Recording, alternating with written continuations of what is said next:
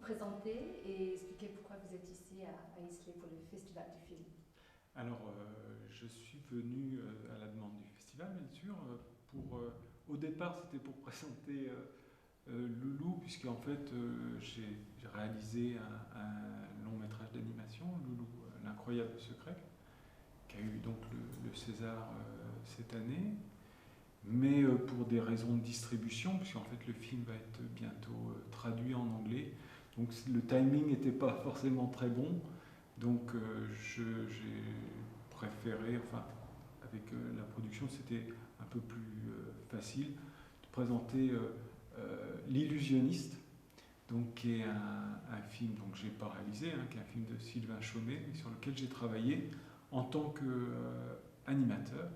C'était mon premier travail en fait dans le monde de l'animation et c'est un film franco-britannique. D'accord. Voilà, donc je suis ici, c'est un peu étrange, c'est-à-dire en tant que, réalisateur, mais présentant un film que je n'ai pas réalisé. D'accord. Voilà. Et qu'est-ce qui vous a intéressé dans le Festival du film d'Islay? Alors, ce que moi j'en ai vu comme ça en venant, c'est vrai que c'est toujours difficile de se faire un avis très vite comme ça, mais l'impression première, c'est un film qui est vraiment impliqué dans la partie du cinéma artistiquement, c'est-à-dire qu'on n'est pas dans un festival qui fait de la promo, de grosses machines, etc. On est vraiment dans un festival qui s'interroge aussi sur comment on fait des films et sur la partie artistique de la création, quoi. Donc ça c'est quelque chose qui est pour moi un peu nouveau, parce que c'est vrai que la plupart du temps, quand je me déplace, c'est vraiment uniquement pour faire de la promo. Alors que là on sent qu'il y a vraiment autre chose. La programmation a duré une semaine. Est-ce qu'il y a des choses en particulier qui ont retenu votre attention? Alors, j'ai pas suivi toute la semaine, mais ce que j'en ai retenu, c'est quand même des choix qui sont qui sont intéressants, des choses qui sont montrées, qui sont vraiment décalées par rapport à ce qu'on a l'habitude de voir. Par exemple, le fait que la programmation des Diaboliques ou des choses comme ça, qui sont vraiment des choses qu'on, même en France, on n'a plus forcément l'habitude de voir dans les festivals, parce que ça fait vraiment partie des classiques du cinéma. Donc on voit aussi un esprit d'ouverture. D'accord. Et d'après vous, est-ce que les festivals... Je vais peut-être... I'm going to start that one again. Okay. Pour vous, est-ce que les festivals de films sont importants pour l'industrie du cinéma et pour vous en tant que directeur, en tant que réalisateur? Alors justement, c'est ce que je disais, je pense qu'il y a plusieurs sortes de festivals. Il y a les festivals qui sont vraiment faits pour, en gros, faire de la promotion, et puis il y a des festivals qui sont plus des festivals d'amoureux du cinéma. Et je pense que c'est vraiment deux choses différentes. Alors effectivement, on est obligé de faire un peu les deux. Mais c'est vrai que c'est toujours un peu plus compliqué de faire des festivals de promotion.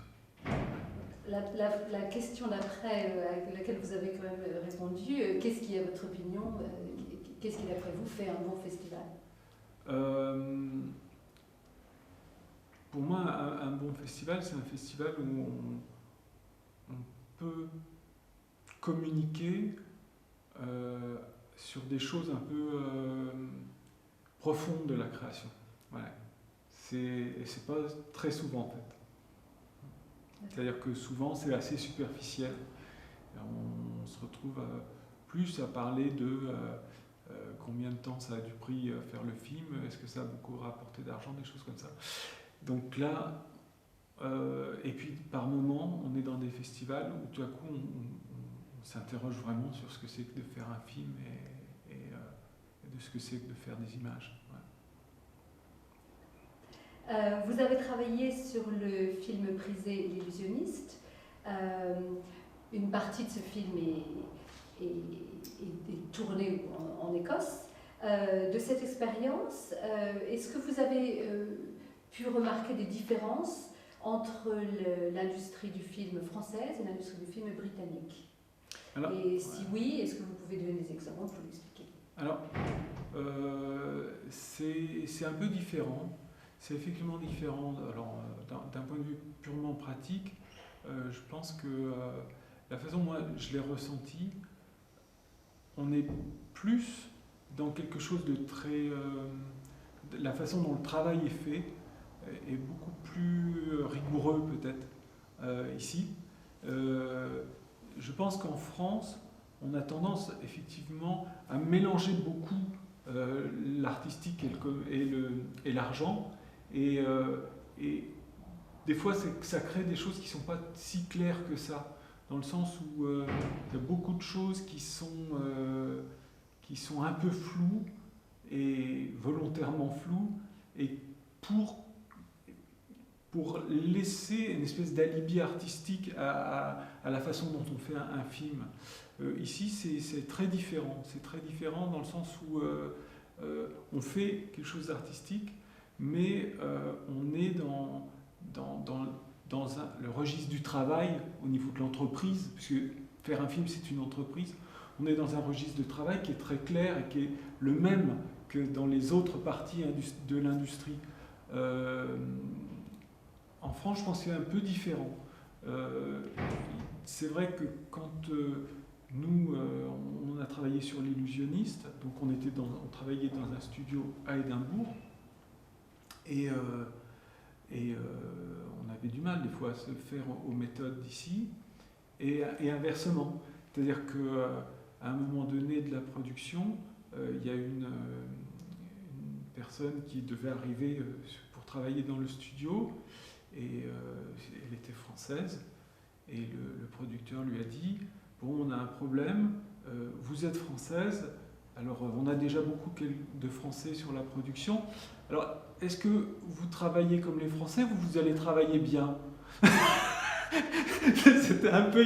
Voilà, donc on voit tout de suite qu'il y a quelque chose de très différent dans l'approche au niveau du travail. C'est-à-dire que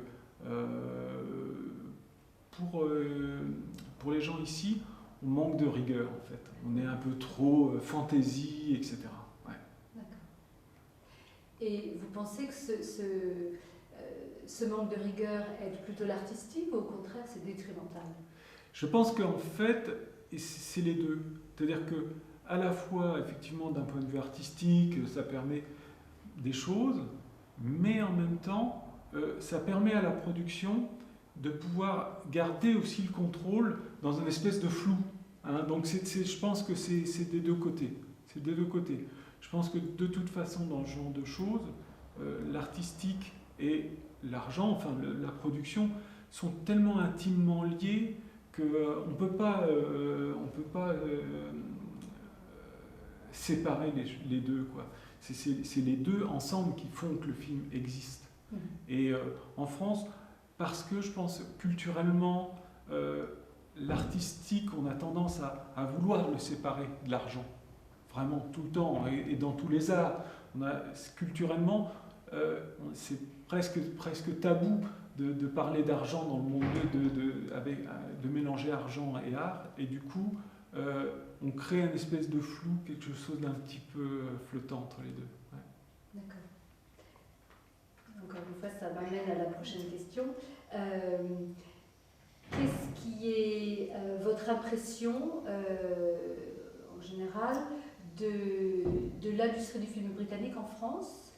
Et que pensez-vous être nos forces, notre force et notre faiblesse? Ça, c'est un peu difficile parce que j'ai pas forcément beaucoup de recul vis-à-vis de ça. Après, il y a effectivement des différences qui sont aussi des différences artistiques, hein, puisque culturellement, bien sûr, on vit aussi, on grandit dans un bain culturel spécifique. C'est complexe, hein, à dire qu'est-ce que c'est que la spécificité du cinéma britannique ou du cinéma français. Je pense que c'est un tout, c'est assez complexe. Maintenant, il y a aussi des ponts. Je pense que malgré tout, beaucoup de films britanniques qui viennent en France sont des films qui ont malgré tout une sensibilité acceptable aussi pour la France. C'est-à-dire que les films qui vont avoir du succès, britanniques qui vont avoir du succès en France, c'est plutôt des films justement qui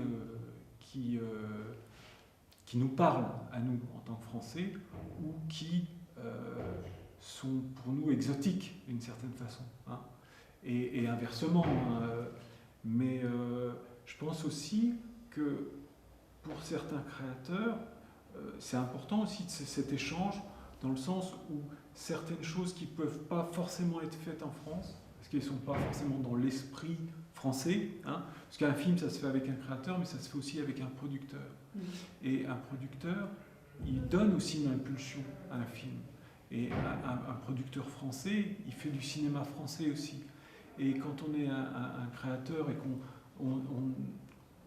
est une éponge un peu, on va absorber des choses, par moment on a envie de s'échapper du carcan national pour aller voir ailleurs. Je pense à notamment des grands metteurs en scène français comme Demy, qui a fait Le joueur de flûte, il l'a réalisé en Angleterre. Et il y a un autre, Black Moon par exemple, de Louis Malle, avait été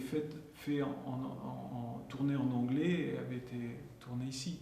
Donc effectivement, on voit comment, par moment, quand ce sont des films qui échappent un peu à leur filmographie, des films qui sont très différents de ce qu'ils pouvaient faire en France au niveau de leur filmographie, et tout à coup ils ont besoin d'aller ailleurs pour pouvoir se confronter à une autre façon de montrer, une autre façon de raconter des choses.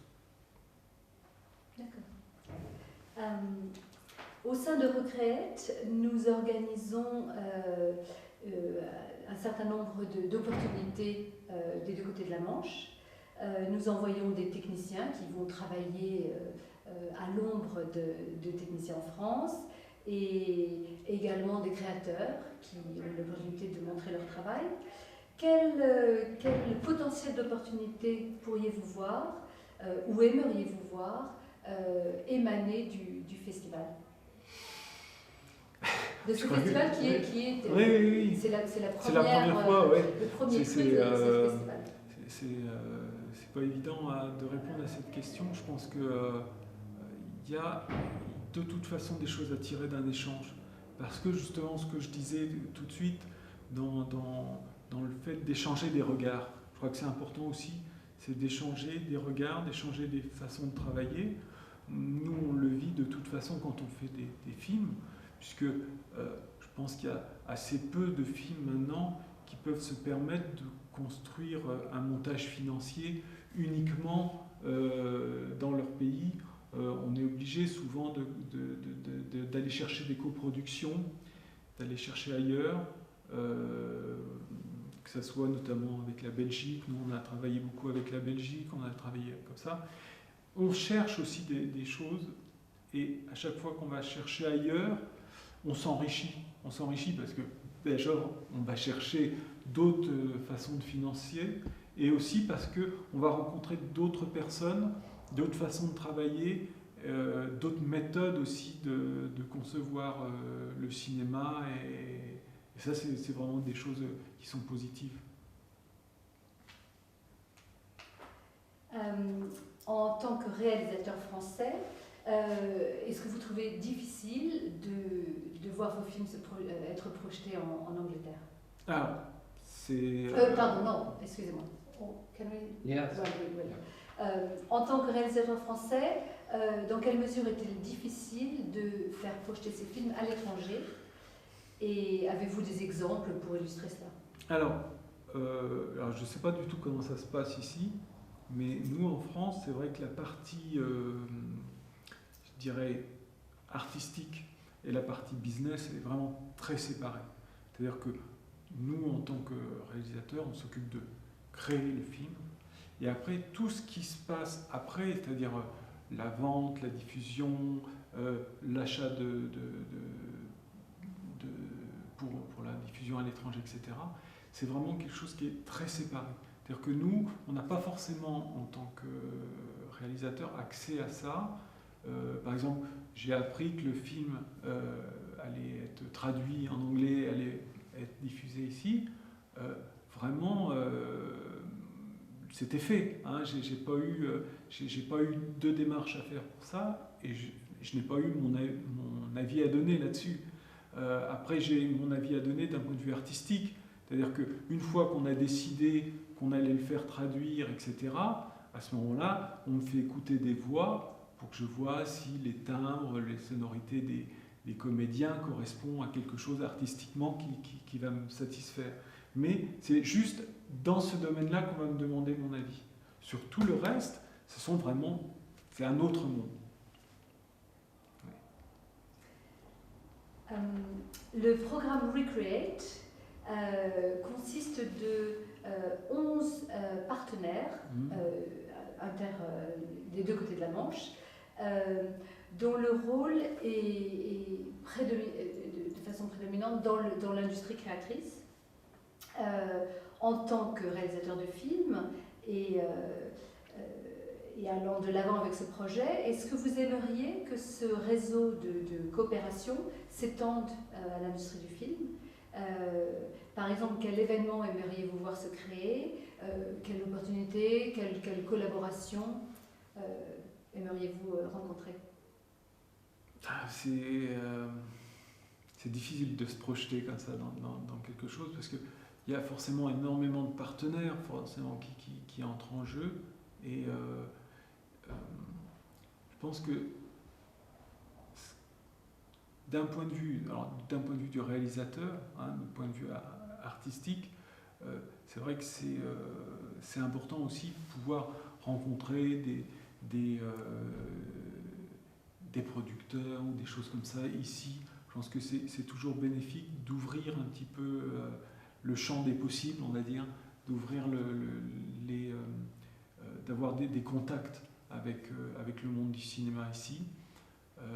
Après, je pense que c'est aussi important de créer des liens entre les productions, entre les structures déjà qui existent, de voir comment les structures qui existent elles peuvent aussi dialoguer, quoi. Ça, c'est vraiment essentiel, surtout dans un cinéma qu'on va dire européen, hein, à l'échelle européenne, d'avoir un plus grand dialogue au niveau des échanges. C'est positif pour la création, et c'est aussi positif pour la diffusion, parce qu'à partir du moment où on fait un cinéma, à partir du moment où on pourra faire un cinéma qui sera plus européen d'une certaine façon, on pourra aussi avoir un vrai public européen, et pas rester cloisonné aussi à l'intérieur de ses frontières. Nous avons un certain nombre de bulles créatrices à Islay, qui inclut l'espace de création, The Creation Space, qui a reçu de nombreux prix, le théâtre Le Point, où nous sommes, le Sorting Office, qui est un ancien centre de triage de postes, qui est maintenant un atelier créatif, et créatif, merci, et la Tech Hub. Et dans chacun de ces endroits, il y a beaucoup d'artistes qui travaillent avec des médiums différents, avec des techniques différentes, dans des univers créatifs différents. Avec le bon projet, est-ce que vous seriez intéressé à peut-être coopérer avec une de ces unités de création? Oui, pourquoi pas, oui, tout à fait, il n'y a pas de problème. Après, ce qu'il faut, c'est trouver effectivement la façon d'aborder la chose, et puis à partir du moment où une chose est construite intelligemment, où on sent que dans cet échange, il va y avoir quelque chose de vraiment constructif, au contraire. C'est tout à fait envisageable. Voilà. Merci beaucoup. Brilliant, that's super, thank you. And can we just ask a couple more questions? Just firstly, how did Eric hear about the festival? And also, just if you could just talk a little, just tell us your route, like the fact that you were a comic artist, Okay. and then that's your journey, because it'd be really interesting for people to, find out how you came from that to where you are now, and it's been quite a condensed period. So just basically, just we'll edit this, but just basically, if you could just like almost like, how did he hear about it, and then kind of, if you could just tell us his journey from kind of comic to director.